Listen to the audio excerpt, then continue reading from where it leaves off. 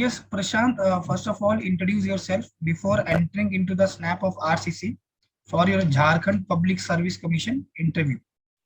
Yes sir. Sir मैंने अपना 10th Bokaro से किया है, बोकारो के डीएवी पब्लिक स्कूल से किया है। उसके बाद मैंने 12th Saint Xavier's college Ranchi से किया है। फिर मैंने AIEEE क्वालिफाई करके BIT मेशरा से बीटेक किया है सिविल इंजीनियरिंग में। और उसके बाद सर मैं गवर्नमेंट जॉब्स की प्रिपरेशन कर रहा हूँ, साथ ही साथ मैं एज अ फिजिक्स काम भी करता हूँ सर। ठीक है, so what is the meaning of RCC? RCC is sir अगर फुल फॉर्म बोले तो रिइंफोर्स्ड सीमेंट कंक्रीट है, और अगर उसको हम लोग डिफाइन करके बोले तो ये एक सर मिक्सचर है जिसमें सीमेंट भी है, सैंड भी है, ठीक है, होमोजेनस मिक्सचर है रिइंफोर्समेंट का, स्टील का, सो दैट कि इसको हम लोग कंस्ट्रक्शन पर्पसेस में यूज कर सकें। Okay. So can you tell me the code for the RCC work construction? RCC 1 construction, RCC work. RCC work construction sir IS 456/2000। Okay. So this is for RCC, and what is the code for PCC work? PCC sir, PCC sir I have read about it but I am not able to recall it. RCC और PCC में क्या अंतर होता है प्रशांत? Sir RCC में reinforcement भी होती है स्टील की, और PCC में कोई रिइंफोर्समेंट नहीं होती है सर। ओके, रिइंफोर्समेंट से आप क्या समझ रहे हो? रिइंफोर्समेंट मतलब सर उसमें जो स्टील का स्टील रिइंफोर्समेंट समझते हैं सर, क्योंकि उसमें रिइंफोर्समेंट है, अगर एक पर्टिकुलर डिजाइन वैल्यू तक और रिइंफोर्समेंट को हमने डिजाइन में कंसीडर किया है तो वो RCC हुआ, और अगर हमने नहीं कंसीडर किया है, थोड़ा बहुत माइनर रिइंफोर्समेंट दिया या नहीं दिया है, तो उसको हम लोग PCC करते हैं सर। ओके, तो क्या हम स्टील के अलावा कोई और मटेरियल दूसरा यूज कर सकते हैं? सर यूज कर सकते हैं बट उतना अप्रोप्रिएट नहीं होता, जैसे एल्युमिनियम ये सब भी यूज कर सकते हैं, लेकिन यही है कि उनसे क्रैक्स बहुत ज्यादा आ जाते हैं, क्रैक्स का साइज बढ़ सकता है। तो स्टील को ही क्यों प्रीफर किया गया है? सर स्टील के साथ प्रॉब्लम, ये बेनिफिट ये है कि स्टील का जो कोएफिशिएंट ऑफ थर्मल एक्सपेंशन है वो कंक्रीट के बराबर है, तो ये लोग साथ ही एक्सपैंड और कॉन्ट्रैक्ट करेंगे, तो उससे उनका बॉन्ड जो बीच का है वो इंटैक्ट रहेगा। कितना होता है स्टील के लिए coefficient of thermal expansion? 12 into 10 to the power -6 per degree Celsius।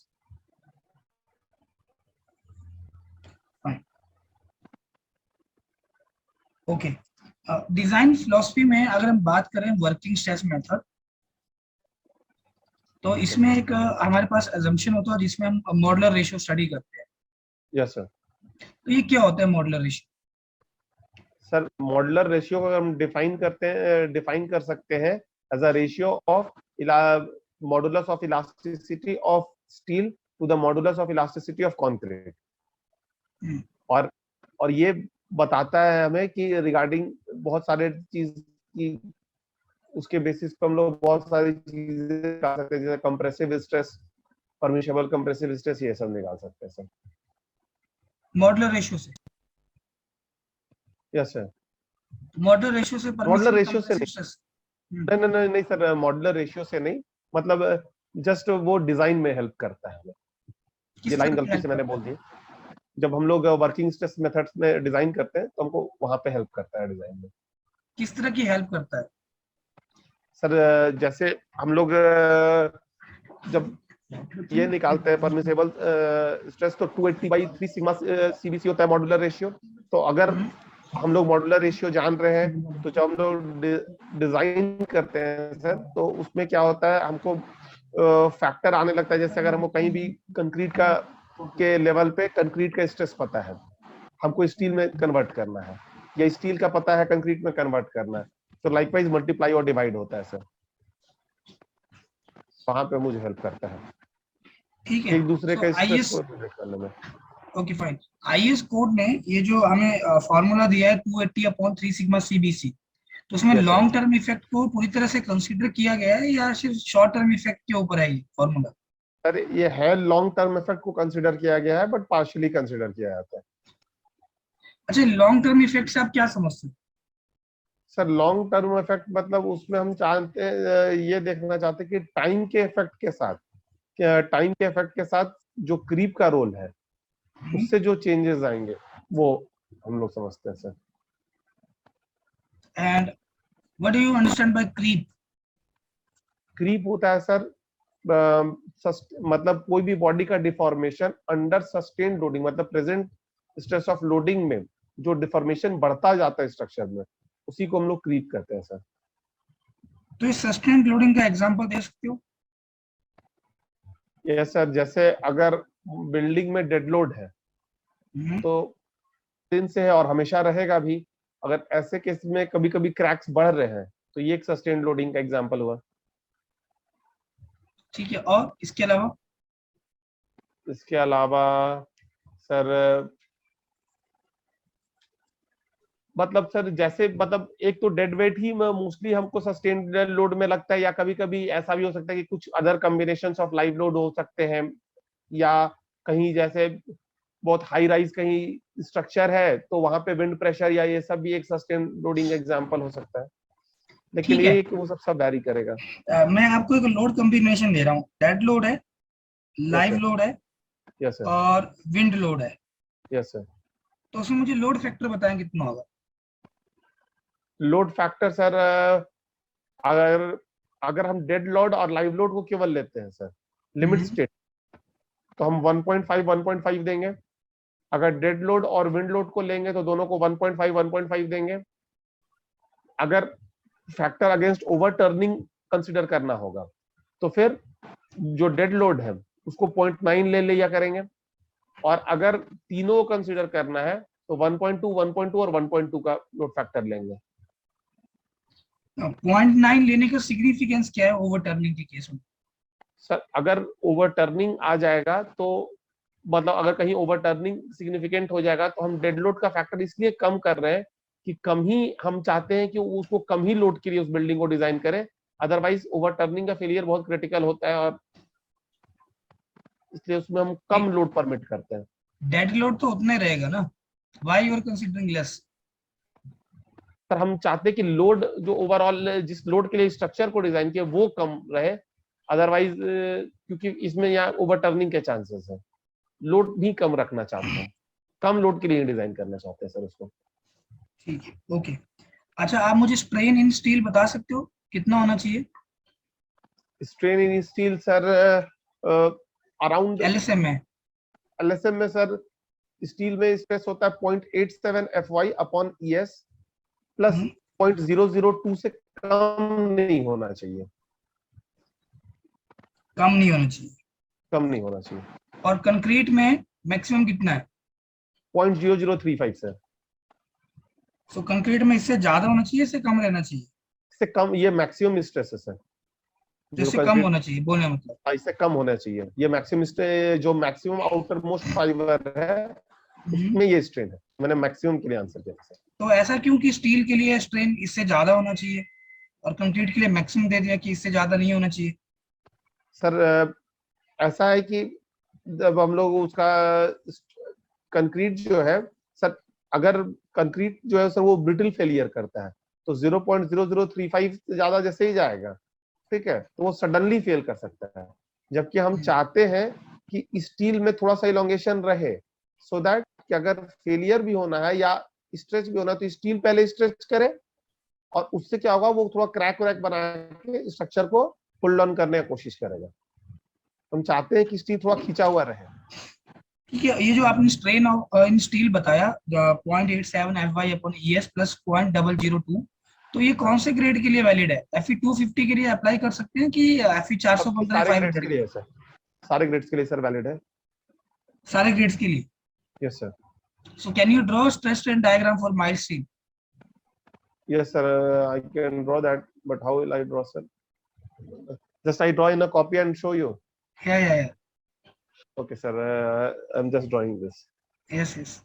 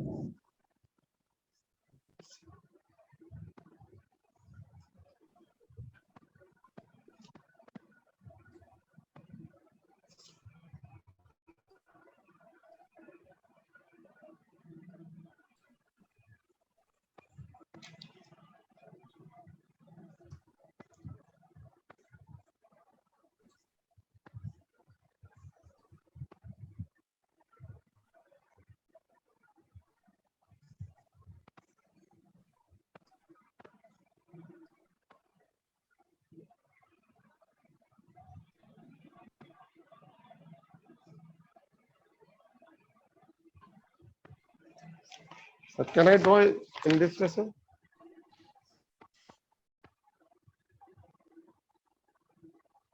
ठीक है, ये तो आपने स्ट्रेन डायग्राम और स्ट्रेस डायग्राम, मैं स्टील की बात कर रहा हूँ। खाली स्टील के लिए आप डायग्राम मुझे बताएं किस तरह से बनेगा स्ट्रेस अच्छा स्ट्रेन सर, वो डायग्राम। Stress strain diagram.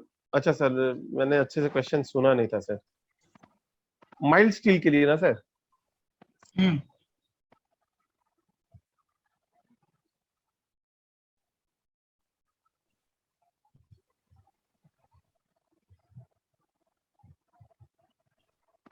तो उसमें मेंशन भी करना है सर अलग अलग पॉइंट्स को? नहीं नहीं, no need to mention, just show me the curve. ठीक है, अगर मुझे यही एच वाई एस डी के लिए ड्रॉ करना होगा तो? सर HYSD में हम लोग सीधा ऐसा ग्राफ बना देते हैं।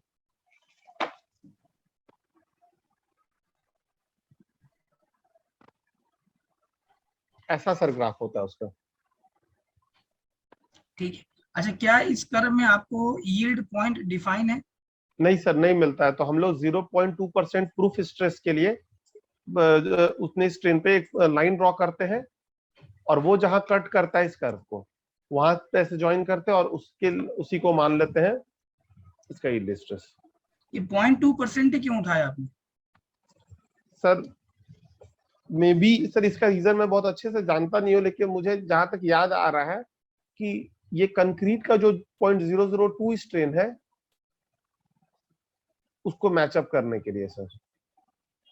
बाकी सर, या फिर या ये रीजन हो सकता है, या परमिसिबल पॉसिबल ये रीजन हो सकता है कि वहां तक यंग्स मॉडुलस बता हुक्स लॉ वैलिड रहता है सर। इसका हमको रीजन कम। ठीक है। अच्छा, आप मुझे बताएं कि अगर मान लो हमें स्ट्रक्चर के लिए मिनिमम ग्रेड ऑफ कंक्रीट बताना है, यस सर। और स्ट्रक्चर इस लोकेशन में सिचुएटेड है जहाँ पे अल्टरनेट वेटिंग एंड ड्राइंग हो रहा है, yes sir. And alternate wetting and drying of the sea water is there. Sea water है यस जिसके कारण स्ट्रक्चर आपका अल्टरनेट वेट और ड्राई हो रहा है, तो किस तरह के एक्सपोजर कंडीशन में होगा स्ट्रक्चर? सर, एक्सट्रीम में होगा सर। एक्सट्रीम में। Yes sir. ठीक है। और अच्छा, जो exposure minimum grade condition of कितना है? सर 5 है। Mild, moderate, extreme, severe, very severe. I think आपने थोड़ा सा चेंज कर दिया लास्ट में ऑर्डर। दो तो आपने सही बोले, माइल्ड, मॉडरेट, सीवियर, सीवियर, हाँ, वेरी सीवियर, एक्सट्रीम। सर तो एक्सट्रीम। सीवियर होगा सर, उसमें सीवियर होगा। मिनिमम ग्रेड ऑफ कंक्रीट कितना है अगर अंडर वाटर कंस्ट्रक्शन करना है? M30 sir. RCC, M30 PCC के सर। लिए? 20 सर। अच्छा, डिजाइन लोड को कैसे डिफाइन करोगे, लास्ट क्वेश्चन। डिजाइन लोड को सर, वो लोड जो स्ट्रक्चर विथस्टैंड करेगा और इसका पास बहुत मिनिमम प्रोबेबिलिटी है कि वो उस लोड पे फेल करेगा। कैलकुलेट करना, कैसे कैलकुलेट करोगे? डिजाइन लोड सर, जैसे यूजुअली हम लोग अगर मान रहे हैं कि स्ट्रक्चर पे डेड लोड आ रहा है, लाइव लोड आ रहा है, सब लोड लेंगे, उसको एज अ यूडीएल हम डिस्ट्रीब्यूट कर देंगे, तो उसके कारण बेंडिंग मोमेंट एंड ऑल देखते हैं सर। नहीं, मेरा क्वेश्चन ये है कि जैसे कैरेक्टरिस्टिक लोड का नाम सुने हो? हाँ हाँ सर। हाँ हाँ सर, क्या होता है ये? सुना सर। कैरेक्टरिस्टिक लोड होता है सर कि वो लोड जिसमें 95% प्रोबेबिलिटी है कि वो लोड फेल नहीं करेगा, मतलब केवल 5% चांसेस ही है कि उसे एक्सीड करेगा लोड, मतलब ये होगा। तो प्रशांत जी बताएं कि डिजाइन लोड कैरेक्टरिस्टिक लोड से ज्यादा होगा या कम होगा? बड़ी वैल्यू होगी या छोटी वैल्यू होगी? सर कम होना चाहिए, कम क्योंकि अभी होना हम चाहिए, श्योर मीन नहीं हो? नहीं, कम होगा सर। डिजाइन लोड तो कम ही होना चाहिए कैरेक्टरिस्टिक से, क्योंकि 95% को वो कवर अप कर रहा है, तो हम चाहेंगे कि उससे कम लोड हो तभी ये होगा। अगर उससे ज्यादा हो जाएगा तब तो फिर ये स्ट्रक्चर फेल हो सकता है सर। अच्छा, डब्ल्यूएसएम में जो डिजाइन लोड है वो कौन सा लोड है? सर डिजाइन लोड जो है वो मतलब कौन सा लोड है, मतलब फैक्टर्ड या अनफैक्टर्ड के रेफरेंस में पूछ रहे हैं सर क्या, या फैक्टर्ड, अनफैक्टर्ड, या योर कैरेक्टरिस्टिक लोड? सर वो परमिसेबल स्ट्रेसेस के बेसिस पे सर होता है, तो अनफैक्टर्ड होता है सर वो लोड। ठीक है, So I think Prashant, right now I can provide feedback to you. Yes sir. हाँ, ठीक है, देखो आप आंसर तो अच्छे से रिपोर्ट कर पा रहे हो, इम्प्रूवमेंट है काफी Yes ज्यादा, sir. लेकिन first Yes sir. Question that I asked, code Yes sir. IS Yes sir. 4562,000, Yes sir. और मैंने ये पूछा कि पीसीसी के लिए कौन सा कोड है, तो एक बार IS 456 पढ़ो, पहला ही पन्ना उसको ओपन करो, उसमें लिखा हुआ है कोड ऑफ हाँ practice for the plain and reinforced cement concrete work, दोनों के लिए है। हाँ। अच्छा अच्छा सर। समझ रहे हो बात को? हाँ सर, हाँ सर। और ये एक बहुत बड़ा नेगेटिव इम्पैक्ट पड़ रहा है प्रशांत। यस अगर सर। आरसीडी डिपार्टमेंट है और कोड की अगर हम बात करें, तो जनरल कंस्ट्रक्शन के लिए आप IS 456 ही फॉलो करोगे। Yes sir. Yes again saying, general construction के लिए IS 456 ही फॉलो करोगे। ये बाद में डिपेंड करेगा कि अगर मिक्स डिजाइन होगा फिर आप IS 10262 के साथ चलोगे या नहीं चलोगे, that is a separate thing. In general हाँ। आप IS 456 ही फॉलो करते हो, that is a bible for the civil engineering. Yes sir. Second thing, कि मैंने आपसे ये भी पूछा कि आरसीसी और पीसीसी में क्या डिफरेंस है, आपने बताया दैट इज फाइन, लेकिन this is not always true Prashant, कि अगर मान लो हमारा कंक्रीट में स्टील प्रेजेंट है तो ऑल द टाइम आरसीसी होगा। It yes may be sir. Possible the amount of steel present is less what is the minimum steel requirement. अगर yes जो sir. Amount of steel section में डाला हुआ है minimum steel requirement से अगर वो कम होगा, section is said to be plain cement concrete section, PCC के अंदर काउंट होगा वो, स्टील यस सर। डालने के बाद भी। So yes what is the sir. role of steel in concrete? Sir वहाँ भी वो टेंसाइल स्ट्रेस ही ले रहा होगा ना सर? लेकिन नहीं ले पाएगा, क्योंकि मिनिमम रिक्वायरमेंट जो है अगर उससे कम डालोगे तो कहाँ लेगा वो? तो वहां पे स्टील डालने का पर्पस होता है श्रिंकेज और टेम्परेचर स्ट्रेसेस को बियर करना। ठीक है, ओके सर। ये चीज आपने ध्यान रखनी है। सेकंड, रिइंफोर्समेंट, मैंने पूछा था कि रिइंफोर्समेंट क्या होता है, तो आपने सीधा बोल दिया स्टील। तो और भी तो हम मटेरियल यूज कर सकते हैं, लेकिन आप इनडायरेक्टली आ गए उसके ऊपर कि यस मेटल सर। तो हम कोई भी यूज कर सकते हैं, इवन हम बैम्बू भी यूज कर सकते हैं एज ए रिइंफोर्समेंट। लेकिन अगर हम यस कुछ सर। रिक्वायरमेंट देखें, डिजायरेबल प्रॉपर्टी जो हम चाहते हैं हमारे मटेरियल के पास होनी चाहिए, यस सर। तो एक इकोनॉमिकल होना चाहिए, यस सर। स्ट्रेंथ हाई होनी चाहिए, यस सर। और कंक्रीट में यूज करेंगे तो डेफिनेटली जो आपका कोफिशिएंट ऑफ थर्मल एक्सपेंशन है वो लगभग अप्रोक्सीमेटली सेम होना चाहिए, not exactly. Yes sir. Exactly होगा तो बहुत अच्छी बात है, लेकिन एग्जैक्टली सेम नहीं होगा क्योंकि मटेरियल डिफरेंट है। Yes sir. ठीक है, फिर मैंने आपसे मॉडुलर रेशियो पूछा। वहाँ सर एक लाइन गलत बोल दिया था मैंने। हाँ, और एक्चुअली में आपको देखो प्रशांत, आपको उसका सिग्निफिकेंस बताना है, आपको मैजिक बताना है, जादू बताना है मॉडुलर रेशियो का, कि what yes is the sir. Magic of the modular ratio. Modular ratio कर क्या रहा है WSM के अंदर? तो यस अगर सर। आपको एरिया ऑफ स्टील, जिस लेवल पे स्टील है, स्टील को पकड़ के बाहर निकाल दिए, अगर वहां पे आप यस सर। कंक्रीट डालो, ये एक यस सर। सारा इमेजिनेशन है, हाइपोथेटिकल, तो उस हाँ। लेवल पे कंक्रीट का कितना एरिया होगा? So just yes sir. Multiply area of steel with the modular ratio, it will be converted into area of concrete at level of steel. Yes sir. और जिस लेवल पे स्टील था उस level पे steel कोई ना कोई तो स्ट्रेस बियर कर रहा होगा। अब स्टील यस को सर। निकाल के कंक्रीट डाल दिए तो कंक्रीट उस लेवल पे कितना स्ट्रेस बियर करेगा? Just divide the permissible stress in steel by the modular ratio, that is a magic. Yes sir. Yes sir. And this magic is not going in the LSM, because yes WSM में हम transform section करते हैं, LSM में नहीं कर पाते, sir. है ना? यस। तो लॉन्ग टर्म इफेक्ट को कंसीडर नहीं किया गया, आपने बाद में बताया कि पार्शियली कंसीडर किया है। Yes sir. और क्रीप, ठीक है, क्रीप के अंदर डेड लोड, यस सर। वो उनको पता है। अगर एक नॉर्मल से बच्चे से पूछेंगे, फॉर एग्जांपल जो डिग्री या डिप्लोमा होल्डर है, ही एंड शी कैन एक्सप्लेन कि सर डेड लोड के कारण है, डेड लोड तो रहेगा रहेगा। Don't forget the pre stress concrete sections that you have. अगर एक PSC सेक्शन होगा तो pre stressing force through out the life of the member लग रहा होगा, यस तो सर। जो प्री स्ट्रेसिंग फोर्स होता है उसके कारण भी हमें क्रीप इफेक्ट मिलता है। Yes sir. ठीक है, that basically I want to hear from you, okay sir. है ना, प्री ये stressing force. Yes sir. Have a look, अगर मान लो कुछ इस तरह से बड़े अधिकारी इंटरव्यू में बैठ रहे हैं, तो pre stress yes sir. Concrete के भी जो इंडिया में हम मेथड अडॉप्ट कर रहे हैं, कौन सा मेथड है, कितना हम लोड अप्लाई करते हैं, और कोड कितना मैक्सिमम स्ट्रेस अलाउ करता है स्ट्रैंड्स के ऊपर, एक बार गो थ्रू कर लेना। Yes sir. ठीक है, ठीक है, डेड लोड लाइव लोड, आपने कॉम्बिनेशन बहुत अच्छा बताया, और आपने लोड फैक्टर की वैल्यू बहुत अच्छी। Yes sir. ये एक पहला आंसर था जो आपने बिल्कुल सही दिया। और इसमें 0.9 डेड लोड, ये भी आपने बताया कि जब वहां पे ओवर टर्निंग होता है, लेकिन आप इसको एक्सप्लेन नहीं कर पाए प्रशांत। जैसे मान यस लो ओवर टर्निंग में अगर हम रजिस्टिंग फोर्स की बात करें, तो वो सेल्फ वेट के कारण जो मूवमेंट होगा, जो आपको मिल रहा होगा मे बी अबाउट टो या ही, तो वो एक आपका स्टेबलाइजिंग मूवमेंट होता है। सर। अब खुद सोचो, अगर कोई स्ट्रक्चर अपने 90% सेल्फ वेट के लिए सेफ है, क्योंकि Yes, sir. सेल्फ वेट मान लो अगर स्टेबलाइजिंग फोर्स है, अगर वो 90% सेल्फ वेट के लिए सेफ है तो डेफिनेटली 100% के लिए तो हमेशा सेफ रहेगा। Yes, sir. 90% के लिए सेफ, 100% के लिए ऑलवेज सेफ। Yes, sir. समझ पा रहे हो बात को? Yes, sir. इसलिए आईएस कोड ने बोला कि जब भी आप स्टेबिलिटी पॉइंट ऑफ व्यू से डील करोगे, चाहे आपका ग्रेविटी डैम है, चाहे आपका ईआरएस अर्थ रिटेनिंग स्ट्रक्चर है, रिटेनिंग वॉल एट ऑल है, तो आप 90% के लिए ही चेक करो, because safety is prime concern. और सेफ्टी कंसीडर करोगे लिमिट स्टेट ऑफ कोलैप्स के अंदर, लोड फैक्टर मैक्सिमम और सर्विसिबिलिटी में crack, deflection, fire resistance at all, load factor less, you can Yes, sir. See on IS code. Yes, sir. Fine.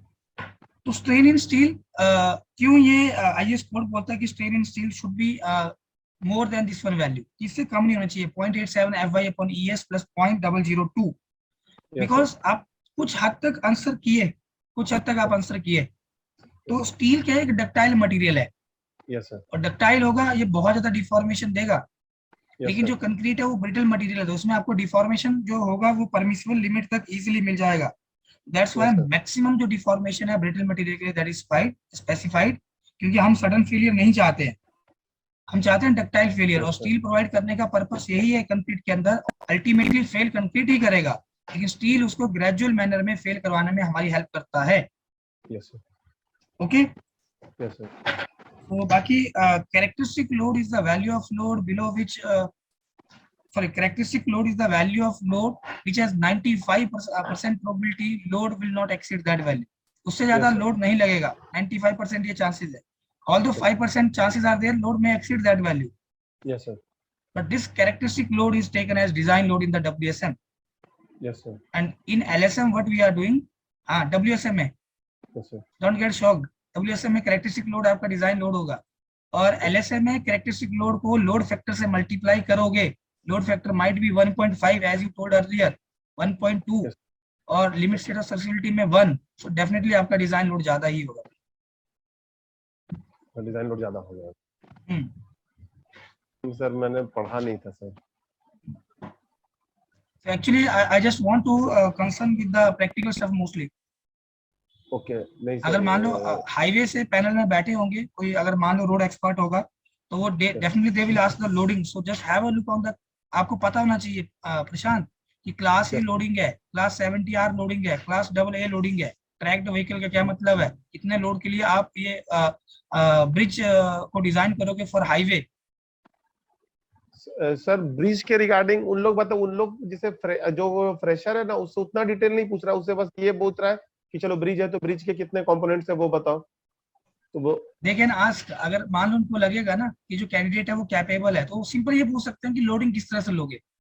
Yes तो वहां पे आप जैसे 875 जो है लोडिंग का कोड है प्रशांत, IS 875, यस सर। इसके 5 पार्ट है। इसके साथ आपको ये भी एडिशनल बताना है कि सर क्लास 70R लोडिंग है, क्लास ए लोडिंग है, क्लास AA लोडिंग है। तो एक वॉर वाला टैंक देखे हो ना, यस सर। मूवी में टीवी पे देखे होंगे, युद्ध वाला। Yes sir. तो उस टैंक के लोड को हमारा ब्रिज बियर कर सके इतने लोड के लिए डिजाइन करते हैं प्रैक्टिकली। अच्छा सर, वो वार टैंक के लिए। हाँ, तो वो अगर आप कभी मौका मिलेगा तो देखना कोड ओपन करके 70R ये क्लास ए क्लास AA का क्या मतलब है, उसमें वो ट्रैक्ड व्हीकल शो करेगा। Okay sir. ठीक है। Okay sir. तो ठीक है, ओवरऑल ठीक है, आपका कॉन्फिडेंस लेवल सही है, लेकिन थोड़ा इंप्रूव करो, जो चीजें आपको बताई जा रही है ना, yes sir. Yes improve sir. करो। अभी Yes, आपके sir. पास है मौका। Yes sir. यस। बाकी ठीक था, आपने थोड़ा सा एक्सपोजर कंडीशन में आपने थोड़ा सा ऊपर नीचे किया, लेकिन आपने बाद में सही कर दिया। Yes sir. देखो प्रशांत, जहाँ पे कुछ ऐसे क्वेश्चंस होते हैं कि जहाँ पे गलती नहीं होनी चाहिए, जैसे कोड, यस सर। आप अटक गए कि PCC और RCC, जबकि दोनों का एक ही कोड होता है। Yes sir. है ना, तो कोड का प्रीफेस जरूर देखो, वो पूछ सकते हैं कि बताओ कोड के पहले पन्ने पे क्या लिखा हुआ है, क्या हेडिंग है। Yes. Now you got stuck, ये go through many times this IS 456, और ये आपने 2000 बताया, अब चला 2022, 21 साल में दुनिया इधर से उधर हो जाएगी। Now they will ask are you using still 2000, और आपको पता नहीं होगा कि अमेंडमेंट कब हुआ, किस ईयर में हुआ। Yes sir. Now definitely you will be out of race. Yes sir. ठीक है, तो have a look on the amendment, कब हुआ अमेंडमेंट 4, कब हुआ, क्या क्या चेंजेस हुए, इसमें स्ट्रिपिंग टाइम में चेंज हुआ, और जो इंडिविजुअल स्ट्रेंथ और जो एवरेज स्ट्रेंथ उसमें हल्का सा चेंज हुआ, variation. Yes sir. Right now पहले तो IS 456, OPC 33, 43, 53 अलग अलग कोड में रख रहा था, चेक करना पहला ही पन्ना होगा IS 456 का। अब तीनों Yes, एक ही sir. कोड के अंदर है। तीनों एक ही कोड के अंदर है। एक ही कोड के अंदर, और जरा थोड़ा सिंप्लिसिटी ले ली। और स्टील का भी कोड चेक कर लेना एक बार। Yes sir. ठीक है, anything else Prashant? Okay sir, thank you sir, thank you for your time sir, thank you. Okay.